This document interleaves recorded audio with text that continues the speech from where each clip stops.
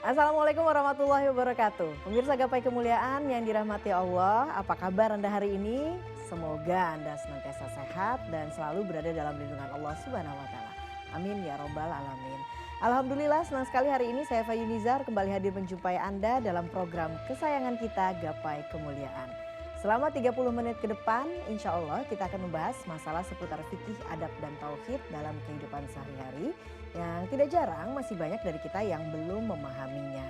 Tentunya seperti biasa saya tidak sendiri, hari ini sudah hadir bersama saya di studio ada gurunda kita semua, Kiai Haji Muhammad Faiz. Assalamualaikum Kiai. Waalaikumsalam warahmatullahi wabarakatuh. Apa kabar Kiai hari ini? Alhamdulillah baik, sehat. Alhamdulillahirabbil alamin.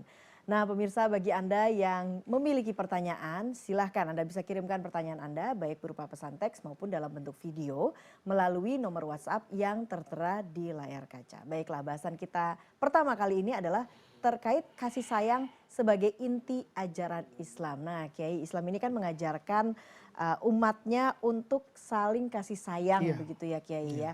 Kasih sayang terhadap sesama, dan ini adalah menjadi amalan umat Islam untuk mendapatkan kasih sayang Allah iya, sebetulnya ya Kiai. iya. Nah bagaimana sebetulnya hakikat kasih sayang Allah Subhanahu wa taala dan kasih sayang sesama manusia, sesama Agama ini umat? memang agama kasih sayang. Hmm. Assalam, itu kan assalam itu kedamaian Mbak Eva ya. Itu menjadi nama dari nama Allah. Bismillah yang menjadi pembuka dari semua Quran. Kita buka Quran manapun. Itu yang pertama kali kita temuin dia basmalah. Itu Bismillah. Allah memperkenalkan Allah itu dengan Ar-Rahman Ar-Rahim. Ya, Hmm. itu menunjukkan bahwa dari aspek ketuhanan ini adalah Tuhan yang Maha Rahman, Maha Rahim. Dari Kasih dan aspek sayang. pembawa risalahnya, sebelum bicara Islamnya, itu Nabi itu terkenal sebagai orang yang penuh dengan kasih sayang. Bahkan Hmm. wama ayat mengatakan wama arsalnaka, dan tidaklah kami mengutus engkau illa rahmatan. Ini dulu tafsirnya Prof. Quraisy itu menarik ya. Iya. Dulu orang sering mengatakan Nabi itu diutus Allah datang membawa rahmat. Itu dikoreksi sama Prof. Quraisy Shihab, dan itu saya rasa kehilafan kita semua. Prof benar sekali ketika mengatakan bahwa Nabi Muhammad datang itu bukan membawa rahmat, tapi Nabi Muhammad itu sebagai rahmat. Jadi Hmm. Nabi Muhammad itu kita lihat dari semua sisinya itu selalu yang dikedepankan itu rahmat. Rahmat. Maka bisa kita lihat pada puncak kekuasaan Rasulullah ketika hijrah dari Mekah ke Madinah. Di Mekah Nabi itu minoritas, Mm-mm. tidak punya kuasa apapun. Pindah ke Madinah, itu dalam sekejap koalisinya pemenang itu di Madinah itu. Iya. Suku Aus Khazraj Arab asli Madinah itu mendukung Nabi, dibantu kaum Muhajirin yang dari Mekah itu menjadi koalisi plus ini, Nah. menang betul. Maka ketika sampai di kota Madinah, Abdullah bin Salam, orang Yahudi itu penasaran. Kira-kira statement politik Nabi Muhammad itu apa ya? Pertama kali hidupnya berubah, hari ini menjadi pemimpin dari orang yang tidak punya kekuasaan, dari jumlah kaum muslimin yang sedikit sekarang menjadi mayoritas. Mayoritas. Apa yang terjadi? Kata Nabi, afsus salam, tebarkan salam. Bayangin tuh. Hmm. Wa at'imut ta'am, berbagi makanan. Baru ke belakang itu yang nomor 3, sholat waktu malam nanti. Itu nanti kalian akan masuk surga bisalam, dengan penuh kedamaian. Oke. Jadi di sini agama ini sejatinya memang didesain dari awal itu sebagai agama yang penuh dengan assalam. Dia memberi kedamaian kepada siapapun Mbak Eva, kepada Hmm. sesama manusia. Rasulullah itu yang mengajarkan kullukum min Adam. Oke. Bapak kalian tuh satu, Adam. Warna-warni yang ada itu sebagai keindahan kehidupan. Bahasa yang berbeda, etnis yang berbeda, warna kulit yang berbeda, tapi inna akramakum indallah. Di sisi Allah, itu sisi dalamnya kan, atqakum. Yang nanti sisi dalam yang baik ini akan memberikan cerminan kepada lahiriah yang baik. Kalau hati Anda bertakwa kepada Allah, maka cerminan takwa itu terlihat di tangan. Cerminan takwa itu terlihat di mulut. Ya. Nah, itu disampaikan oleh Nabi dari awal. Bahkan kata Nabi, saya ini orang Arab, Nabi itu ganteng. Nabi yang pertama kali la fadla li Arabiyyin ala ajamiyyin. Kata Nabi nggak ada keistimewaannya Arab dan non-Arab. Karena semuanya nanti itu dilihat dari aspek-aspek yang berdasarkan kepada keluhuran kemanusiaan. Agama, takwa dan sebagainya. Itu yang didesain sedari awal. Jadi memang agama ini agama yang penuh dengan kasih sayang kepada sesama.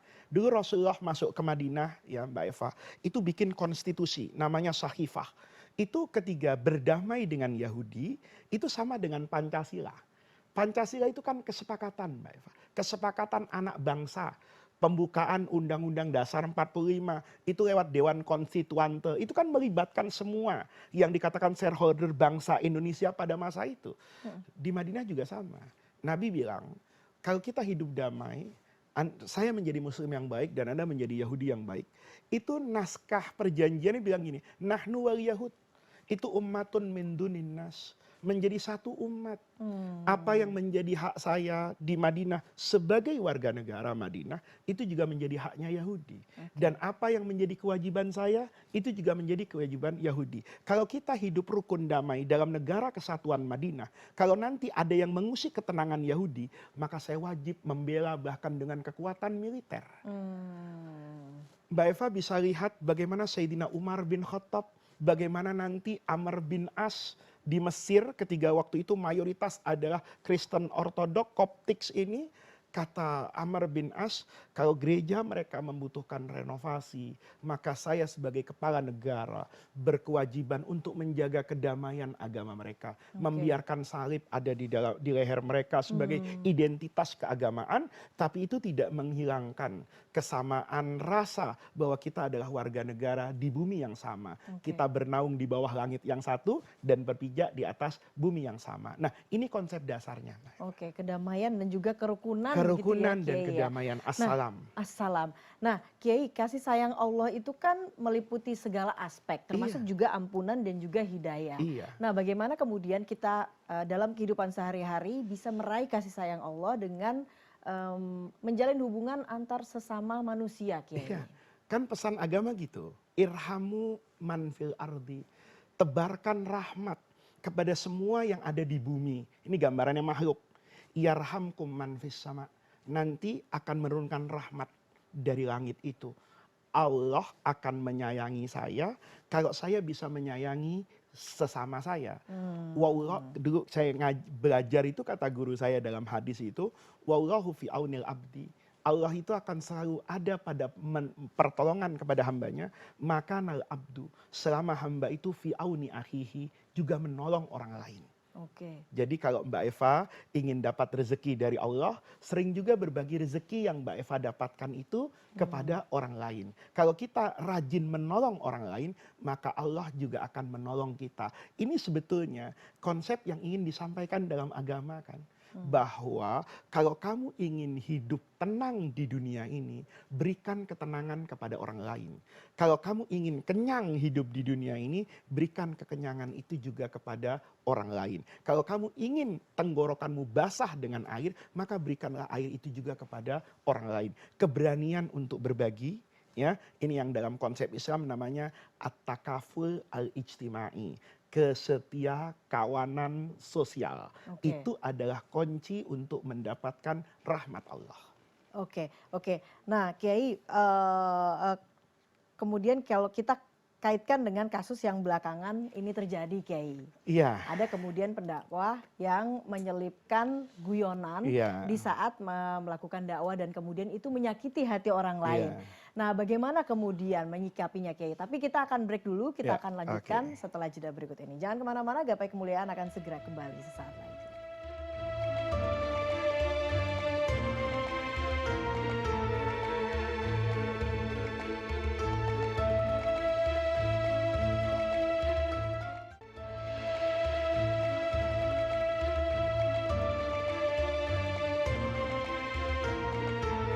Ya, terima kasih Anda masih menyaksikan Gapai Kemuliaan dengan topik kasih sayang sebagai inti ajaran Islam. Kita lanjutkan kembali pembahasan kita bersama Kiai Haji Muhammad Faiz. Nah, Kiai, terkait dengan peristiwa yang baru-baru ini terjadi, Kiai.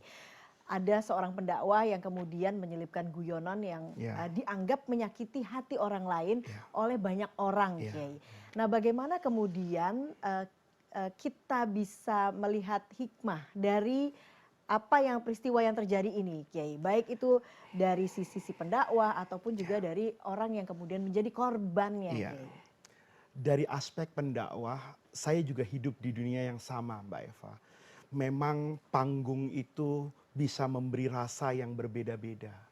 Saya juga pernah lupa diri, saya juga pernah kehilangan kontrol, dan itu akan saya rasakan setelah saya berceramah. Kadang-kadang ketika saya berceramah, dalam konteks ceramah saya itu sebenarnya dalam tanda kutip sukses. Hadirinnya enak, komunikatif. 1 jam saya ceramah, mereka tetap menatap, tepuk tangan, tertawa. Itu memberikan sihir yang luar biasa, Mbak Eva. Yang kadang-kadang kita sebagai seorang pendai, dakwah, kiai, ustadz itu setelah turun panggung tuh saya sering beristighfar, Mbak Eva. Oh iya ya, kenapa saya tadi ngomong kayak gitu? Di mimbar itu enteng betul saya ngomong kayak Iya. gitu. Tapi di bawah saya menyadari, oh iya, ternyata diksi yang saya pilih itu ada menyakiti seseorang yang saya lihat mukanya berubah ketika saya berceramah seperti itu. Dan itu buat saya, bukan saya ingin mengatakan kewajaran. Itulah tandanya bahwa manusia itu diciptakan oleh Allah itu dalam keadaan lemah. Oke. Sehebat apapun dia memiliki kemampuan, tapi kondisi kemanusiaan di mata ribuan orang, apalagi kalau sudah dieluk-elukan orang, ratingnya tinggi, itu memang Mbak Eva menunjukkan kelemahan manusia kecuali Rasulullah Shallallahu Alaihi Wasallam. Itu yang pertama. Iya. Yang kedua, menyakiti atau tidak menyakiti, saya tidak ingin masuk ke polemik itu. Karena itu soal rasa, itu berbeda-beda. Kita Betul. kadang-kadang punya teman yang bisa kita ajak bercanda, dicandain kayak apapun, dia nggak pernah merasa sakit hati. Tapi ada orang yang ketika kita colek sedikit saja, itu sakit hatinya 7 turunan. Oleh karena Karena itu saya tidak berbeda-beda mau ya. membahas itunya. Tapi yang saya mau bahas, kalau kita ada di ruang publik, sehebat apapun, kata Rasulullah, jauhkan diri kita dari yang namanya mautinur ribah. Sesuatu yang bisa disalah tafsirkan. Apa kuncinya dulu? Dulu Rasulullah Shallallahu Alaihi Wasallam itu kan istrinya tidak satu. Dan tidak semua orang juga tahu bentuk fisik istri Nabi. Maka satu ketiga di malam yang gelap, istri Nabi itu menyusul Rasulullah karena ada keperluannya. Itu adalah Sayyidah Saudah binti Zam'ah. Dia adalah istri Nabi yang dengan postur tubuh paling tinggi. Ketika Nabi berbicara dengan Sayyidah Saudah ini, itu kejadiannya di Madinah. Kalau di Mekah, kaum musliminnya sedikit dan mereka tahu Saudah. Tapi orang Madinah ini kan baru kenal sama Saudah. Bahkan dengan fisik Rasulullah juga baru melihat. Maka ketika Nabi berbicara di tepi jalan bersama Sayyidah Saudah istri beliau, ada orang lewat itu. Nabi ngomong itu, ini istri saya Saudah. Kenapa? Karena kalau Nabi nggak ngomong, takut ini orang yang lewat ini berpikiran nakal. Iya. Nabi malam-malam ngomong Kok sama ada siapa ya? perempuan Nih, ya, Kiai? kiai juga gitu loh. Jangan merasa suci sendiri. Terus jamaah yang perempuan seenak-enaknya aja. Iya. Rasulullah tetap begitu. Ini istri saya. Sehingga Rasulullah tidak membuat orang itu terjebak pada prasangka buruk. Makanya di mimbar pun sama. Kita harus memilih diksi, Mbak Eva, yang mungkin pas. Ya. Dan pas ini saya tidak bisa menggurui kan. Karena sekarang medsos itu berbeda, Mbak Eva. Betul. Saya berbicara sesuatu kepada murid saya dalam konteks tertentu, itu benar. Tapi ketika ini dibawa ke ranah medsos, yang disampaikan dan yang dipahami itu dengan konteks dan yang berbeda, itu bisa dipahami sebagai sesuatu yang berbeda. Satu contoh, Mbak Eva, satu contoh ya.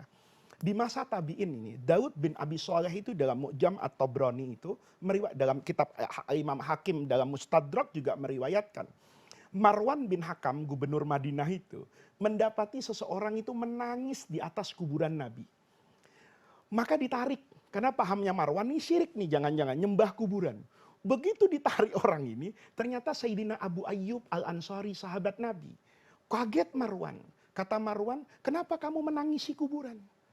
Kata Abu Ayyub, saya bukan nangis kepada kuburan, saya nangis kepada Rasulullah. Karena saya tidak pernah memandang kuburan ini sebagai kuburan. Yang saya pandang adalah dulu Rasulullah bersama dengan saya.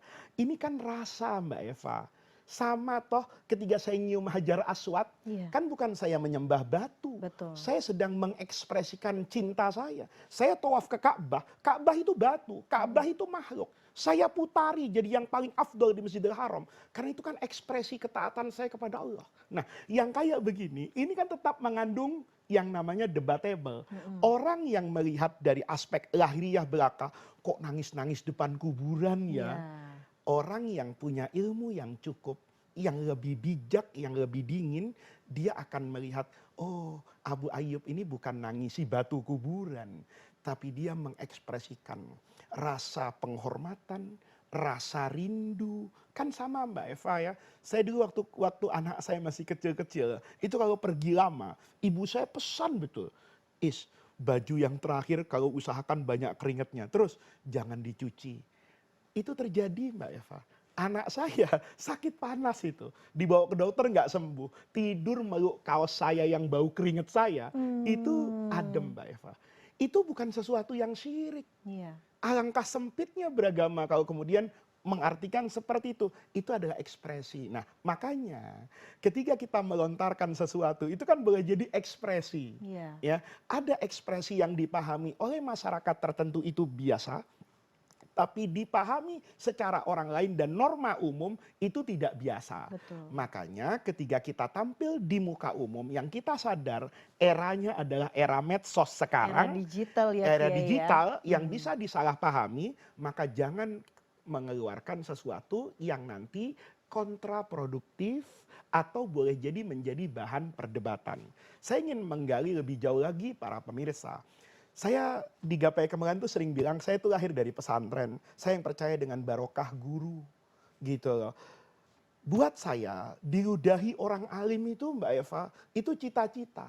Saya dulu kecil itu sering pernah diludahi oleh Al-Maghfurah Kiai As'ad Samsul Arifin di Asem Bagus. Saya dulu kalau ada Kiai Mahrus, ada Kiai Ali Maksum di Jogja. Ayah saya selalu membikin tradisi seperti itu. Bekas minumnya, cium tangannya. Bahkan dalam kondisi tertentu itu sama guru tuh ditempeleng tuh jadi kebahagiaan Mbak Eva. Hmm. Tapi boleh jadi di mata masyarakat yang berbeda kultur dengan saya, ya gitu ya, Itu tidak bisa itu diterima ya, kekerasan dan tidak kekerasan bisa ya. diterima. Nah, Iya. tinggal bagaimana itu kita melihatnya. Kalau ada kata-kata yang disepakati oleh semua orang, itu mengandung diksi kasar, merendahkan, ya jangan disampaikan di depan publik. Hmm. Dengan niatan apapun, dengan dasar apapun, tetap itu dalam pandangan saya, itu Iya. tidak benar.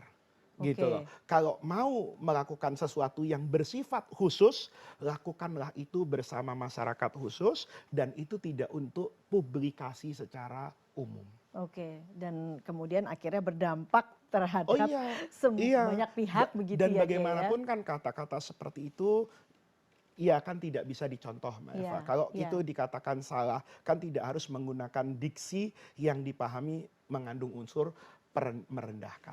Oke, baiklah, baiklah. Kiai, kita akan break Baik. dulu. Setelah jeda kita akan bahas soal bagaimana kemudian Islam ini mengajarkan kasih sayang. Ya. Tapi di satu waktu tentunya ada tuntutan umat muslim itu untuk harus bersikap tegas. Nah, Gas, bagaimana ini ya. menyeimbangkannya Kiai? Kita akan bahas sesaat lagi. Jangan kemana-mana. Gapai Kemuliaan akan segera kembali sesaat lagi.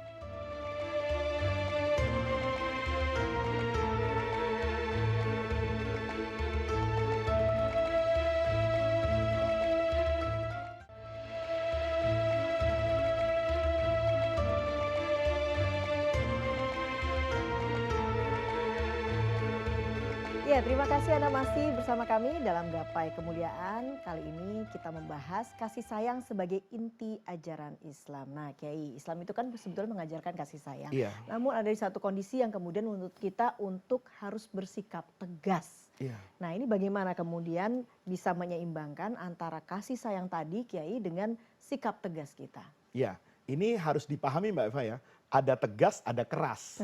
Ya kan? Ada membuli, Iya, ada beda mengingatkan. itu Itu ya, Kiai, berbeda. ya. Jadi para pemirsa, tegas itu adalah berpegang teguh kepada prinsip. Kan Hmm. begitu. Nah, kalau kita pahami kata-kata tegas itu dengan makna seperti ini, maka tegas di sini tidak pernah bertentangan dengan yang namanya kasih sayang. Satu contoh gitu, misalnya yang paling mudah saja.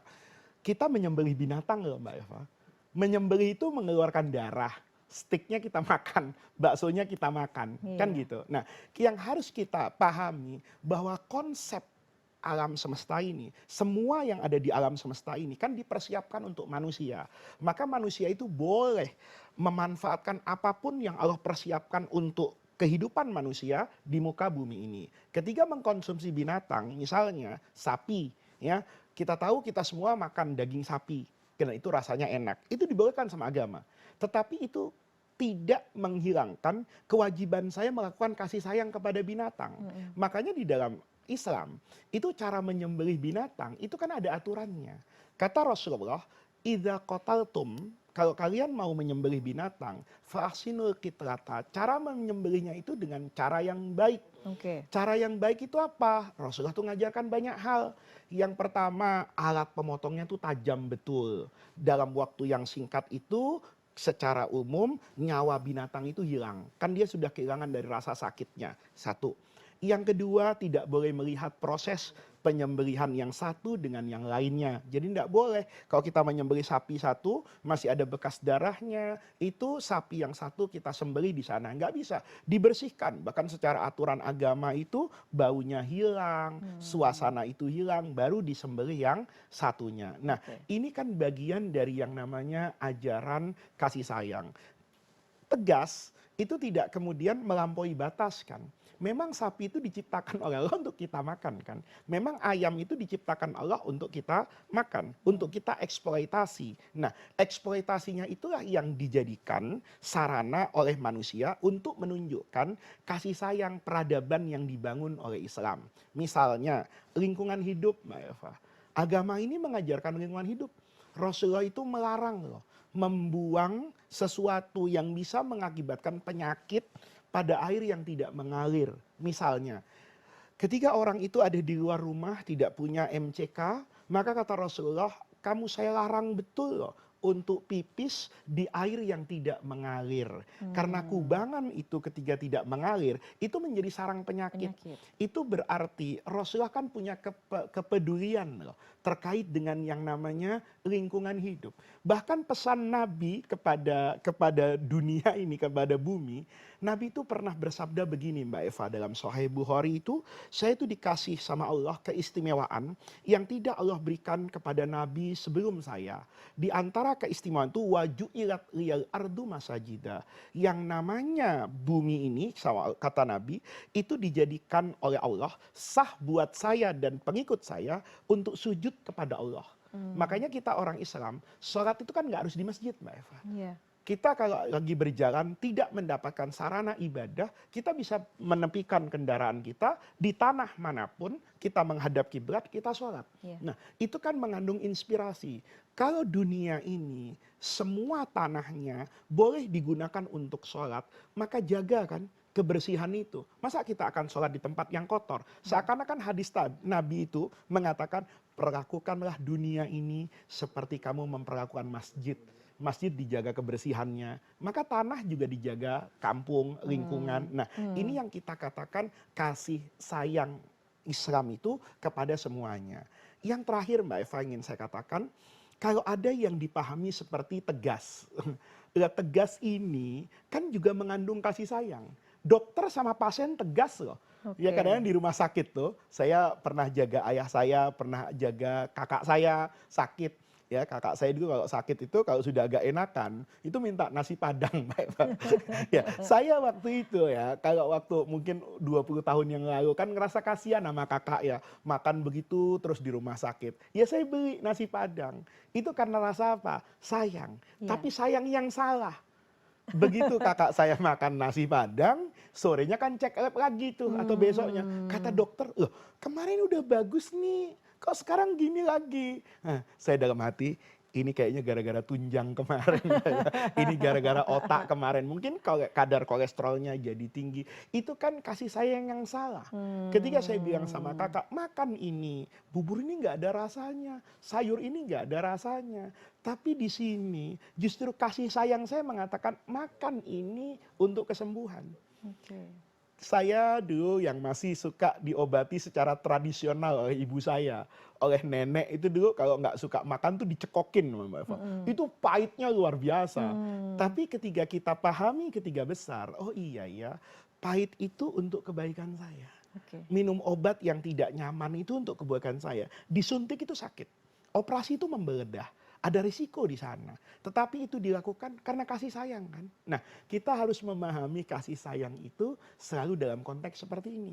Anaknya malam ujian tidak belajar. Udah kasihan deh, capek. Itu kasih sayang yang salah kan. Iya. Kasih sayang benar, nak, menangislah di masa muda untuk tertawa di masa yang tua nanti. Karena tangis dan tawa itu akan selalu datang bergantian. Kalau kamu di masa muda sudah tertawa, saya khawatir nanti kamu akan menangis di masa yang tua. Tapi kalau kamu di masa muda itu menangis, kita berharap mudah-mudahan setelah nanti kamu memetik ilmu yang kamu dapatkan, usaha yang kamu lakukan, kamu bisa tertawa. Itu kan konsep tegas dan kasih sayang. Oke, jadi artinya tegas itu memang selalu mengandung unsur kasih Kasih sayang sayang. begitu ya Iya, Kiai ya. iya. Karena jangan-jangan nanti kalau kasih sayang itu salah diartikan sehingga kita tidak tegas dan justru malah menjerumuskan Iya. orang yang kita Dalam sayangi ya. dalam sesuatu yang kita pahami sulit dan keras, Mhm. jangan-jangan ada rahmat Allah.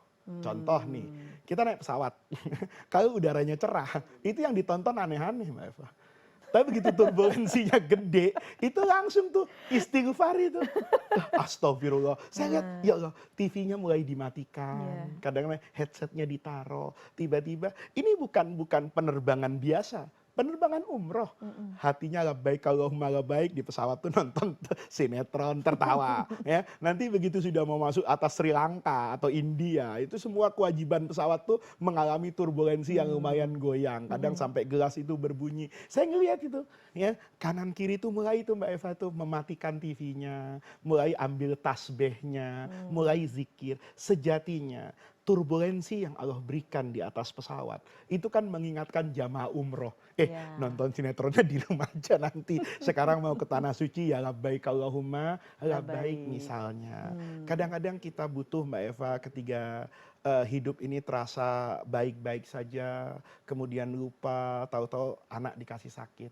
Begitu dia kasih sakit, ibunya jadi baca Al-Quran. Sejatinya dalam sakit itu kita bertemu dengan kasih sayang Allah.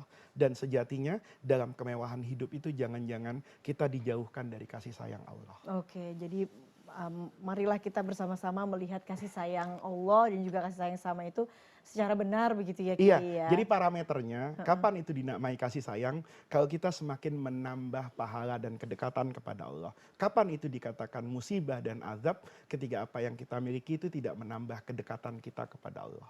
Oke, baiklah. Baiklah Kiai, terima kasih Kiai Baik. untuk ilmu yang sudah diberikan pada pagi hari ini dan pemirsa tidak terasa usai sudah perjumpaan kita dalam program Gapai Kemuliaan hari ini.